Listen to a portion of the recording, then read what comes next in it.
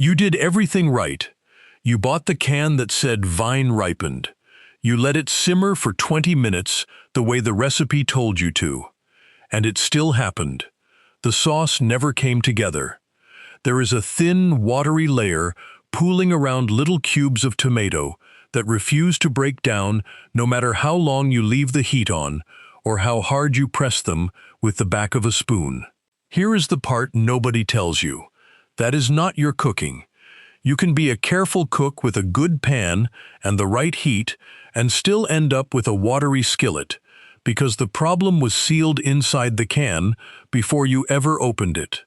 A surprising number of cans that say tomatoes on the front are not simply cans full of tomatoes. They are legally assembled mixtures: tomato flesh, packing liquid, a firming chemical, and an acid corrector, engineered to make cheap tomatoes behave like premium ones. And the FDA allows every piece of it. Pick up 2 cans. One says Italian style. One is the plain house label. Both promise tomatoes on the front. Now turn them over. Every single time, the back of the can and the front of the can are telling you 2 different stories, and once you can read the back, you cannot unsee it. By the end of this, you will know which 6 brands to put back on the shelf, and the 3 that still sell you an actual tomato. One of the worst offenders is the brand that leans hardest on Italian heritage and the word authenticity. And the best value on the entire shelf is an affordable brand from the Midwest that almost nobody outside of it talks about.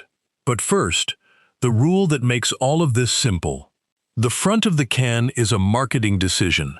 The ingredient list is the truth. The cleanest can on the shelf lists 3 words and stops: tomatoes, tomato juice, salt. Everything past those 3 words is engineering. Learn the words, and no volcano drawing, no Italian flag, and no heritage story can cost you money again. The canned tomato business doesn't cheat by faking the tomato. It cheats by rewriting, on paper, what gets to count as a can of tomatoes. There are 3 shortcuts, and almost every brand on the skip list leans on at least one. Shortcut 1 is the packing liquid.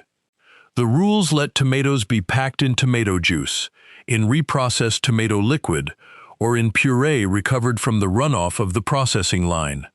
In plain terms, you can buy a 28-ounce can and not receive 28 ounces of edible tomato flesh. Part of that weight is liquid. Some of it is recovered processing water that never came off a vine in any way that would matter to you at the stove. You pay tomato prices by the ounce. Some of those ounces are water. Shortcut 2 is texture engineering, and this is where calcium chloride comes in. Calcium chloride binds pectin, the structural compound inside a tomato's cell walls. It reinforces those walls so the fruit survives canning and shipping without collapsing. The result is a tomato cube that looks flawless in the can and behaves terribly in your pan. Real tomatoes are supposed to melt. Engineered tomatoes hold their shape through anything. Under federal rules for canned tomatoes, that calcium is capped no more than 45,000% of the finished weight. A little higher for certain cut styles, which tells you the additive is expected, measured, and routine, not an accident. Shortcut 3 is acid correction. A little citric acid lowers the pH, standardizes the flavor from batch to batch, and rescues a bland harvest that never developed its own natural acidity. Instead of paying for consistently good fruit, a processor can tune the taste with chemistry. That is not a food science accident. That is a supply chain decision made to protect a margin. There's a 4th thing sitting underneath all 3 shortcuts, and it's the one that actually measures quality: solids. The real worth of a canned tomato is how much concentrated fruit is in it. What's left when you take the water back out? That's why paste is the center of this whole business.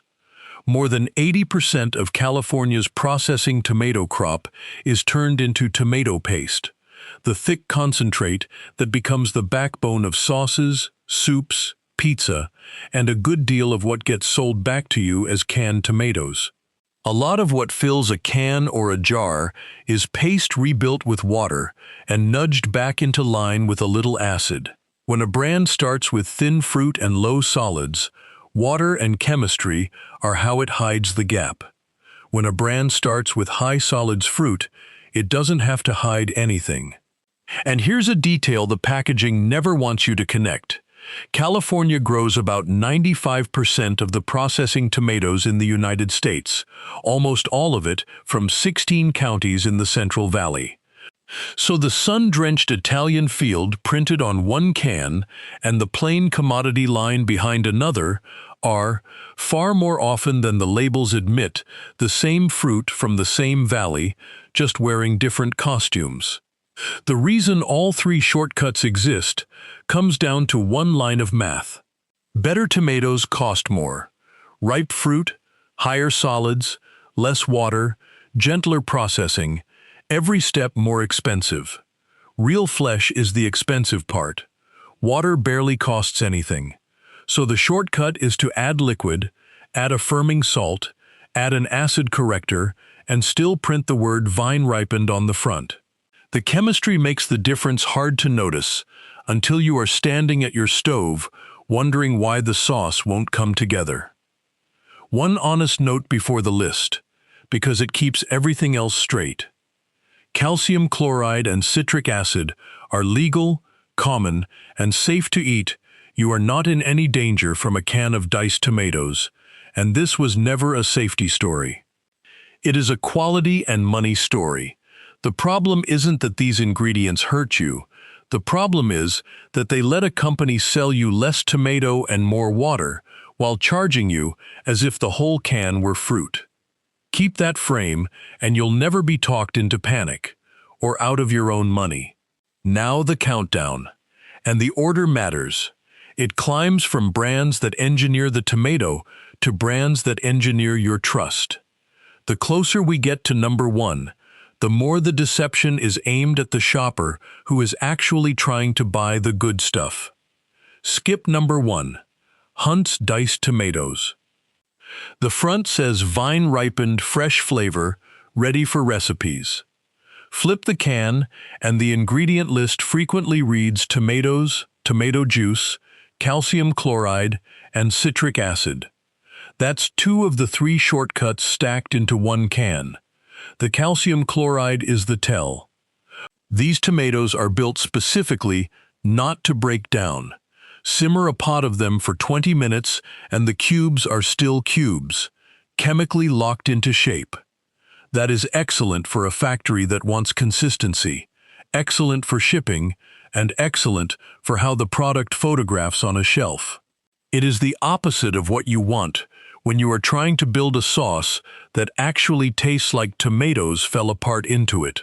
Hunt's belongs to Conagra Brands worth remembering, because Conagra also sells a product called Hunt's San Marzano style, and that little word style is going to matter a great deal in a few minutes. Hunt's isn't really selling a cooking ingredient.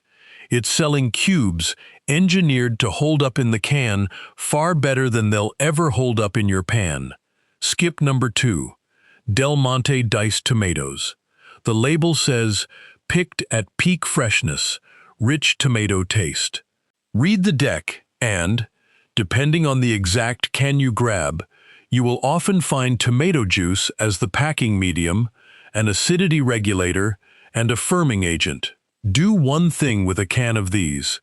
Pour it through a strainer and watch how much simply drains away. With commodity diced tomatoes, you often lose a real share of the can to a thin, watery phase, and what stays behind is softer, weaker flesh. That liquid is what you paid for by the ounce. Del Monte's whole model is built around moving an enormous volume of commodity tomatoes through a national supply chain, not around the person trying to make a good sauce on a Tuesday night. The front promises peak freshness. The can delivers peak engineering. Hold on to the Del Monte name for one more minute, because the next brand on this list is going to look completely unrelated to it. And it isn't. Skip number 3, Contadina. This is where the deception moves from the fruit to the fantasy. The branding says Italian-inspired, rich tomato heritage. The packaging is built to make you picture Italy, sun-drenched fields, old-world tradition, a family recipe passed down through generations. The ingredient list tells a plainer story. Contadina products lean on California commodity tomato processing, industrial puree systems, and flavor standardization chemistry. Depending on the can, you'll find citric acid and consistency additives. Contadina sells Italian romance. What you often get is industrial standardization that has nothing to do with an Italian farm. The can says Tuscany. The factory says throughput. And here is the part the packaging works hard to keep you from noticing. Contadina and Del Monte are the same company. Both are Del Monte Foods brands, the two-brand illusion of choice. One Italian costumed, one all-American, sitting a few feet apart on the same shelf, run out of the same corporate portfolio. In July of 2025, that parent company filed for Chapter 11 bankruptcy after 138 years in business, and the tomato brands are being handed off in the sale. The heritage on the label is a design choice. The company behind it is a balance sheet. Skip number 4 is the can sitting in nearly every pantry in America, the generic store brand diced tomato. Private label cans are structurally risky for one simple reason. They are sourced from commodity processors, surplus packers, and the lowest cost supply contracts available that season. There is no brand heritage to protect, and no culinary reputation on the line. Private label lives or dies on price per ounce, not on solids, not on texture, not on how your sauce turns out. So read the deck before you buy. The warning flags are tomato juice listed first, calcium chloride, citric acid, and a watery pack you can sometimes see through a translucent label. Drain a can of generic diced, and the liquid loss is often significant. What's left is weak flesh that can't give a sauce anybody. Cheap canned tomatoes are not always cheaper. Sometimes you're just buying more water at tomato prices. Here's the twist most shoppers miss, and it cuts both ways. The store brand and a name brand can roll off the very same lines. Some of the largest private label canned tomatoes in the country are packed by the same handful of processors that fill the branded cans the sticker changes. The line doesn't always. So a store brand isn't automatically worse, and a name brand isn't automatically better. The label on the front is the least reliable thing in your hand. The only honest read is the ingredient deck and the drain test. If reading the back of a can is starting to feel like a small superpower, a quick, genuinely helps this reach more people who are still paying tomato prices for tomato water. Then stay with me, because the next two brands are not cheating on the fruit at all. They are cheating on something you can't drain out. Skip number 5. The cheap San Marzano style brands. The label says Italian style, premium, with the words San Marzano in large type, a volcano in the background, an Italian flag, and enough heritage language to make you reach for your wallet. The whole trick lives in one word. Not every can that says San Marzano is DOP certified. DOP stands for Denominazione di Origine Protetta, a protected origin certification, enforced in the European Union since 1996 and governed by an Italian consortium. Real San Marzano DOP is always sold whole and peeled, and it carries a consortium certification number you can trace back to a specific Italian farm. The word style carries none of that. It lets a brand put a volcano, a flag, and the phrase San Marzano style on a can of California commodity tomatoes and charge a premium for the costume alone. And why is that legal? Because DOP is a European law. It can stop a grower in the wrong part of Italy from using the name, but it has no force on a shelf in the United States. Nothing here prevents a domestic packer from printing San Marzano style, because style describes a look, and a look can't be certified or sued. The protection that actually means something ends at the Atlantic. According to the people who run that certification, as reported by food journalists who've investigated it, the large majority of San Marzano cans sold in the US wouldn't qualify as the real thing. An Italian-looking can is not the same thing as an Italian tomato. Skip number 6 requires care, because it's the most sophisticated version of everything we've covered, and it deserves an honest framing. Cento. Cento has genuine fans, and the tomatoes inside can be perfectly decent. It lands here for one specific reason: the way it sells authenticity itself. Cento's cans have carried the phrase Certified San Marzano and Premium Heritage cues throughout the packaging. Cento says it voluntarily stopped seeking certification from the San Marzano Consortium back in the 2010s over the consortium's labeling requirements. In 2025, a proposed class action lawsuit filed in federal court in California and seeking around $25 million argued that the certified San Marzano wording led shoppers to believe they were buying officially DOP-certified tomatoes when the product no longer carried that consortium certification. To be precise, these are allegations, not a verdict. No court has found Cento liable, no class has been certified, and Cento has called the suit entirely without merit, noting it previously defended a comparable case. That's the honest state of it. But the principle underneath is exactly why this brand sits at the top of the list. When a brand charges a premium for a certification story, you deserve to know precisely what that certification means and where it's verified, because by the time you're reading a lawsuit, you've already paid for the story. So how do you check any can yourself before you commit? 3 tests, and none of them need a lab. The drain test. Tip the whole can into a strainer and look at what's actually left.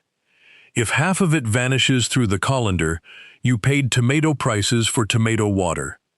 A good can leaves you a colander full of flesh. A weak one leaves you a puddle. The sauce collapse test.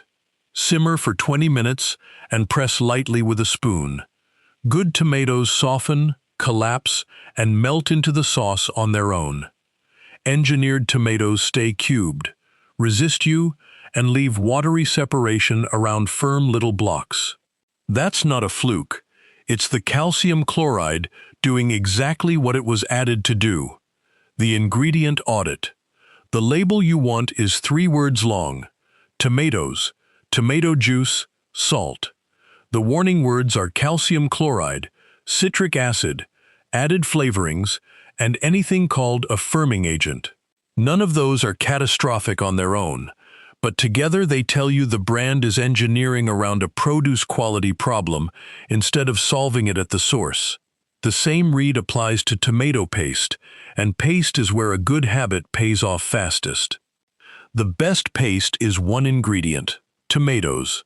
Sometimes a little salt or citric acid, and that's fine.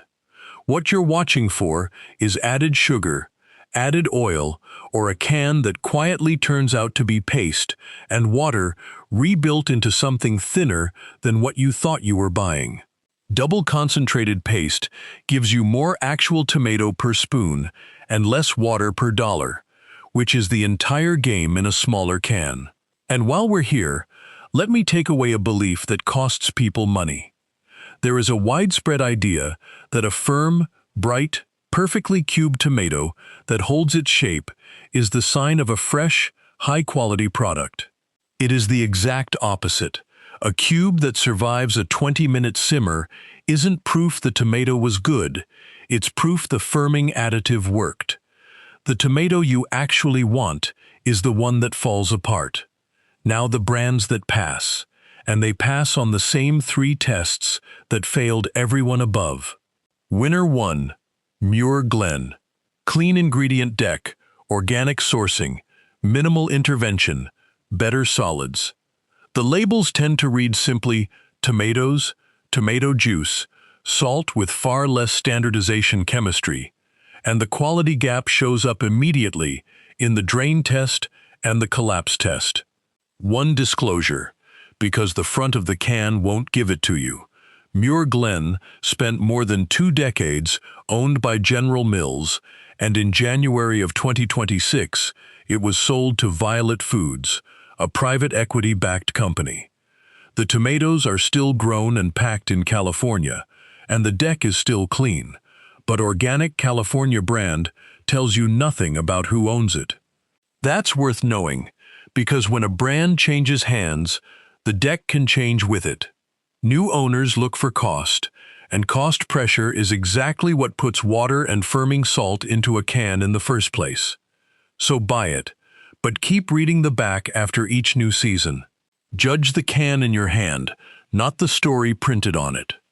On the tests as they stand today, this one still earns its place.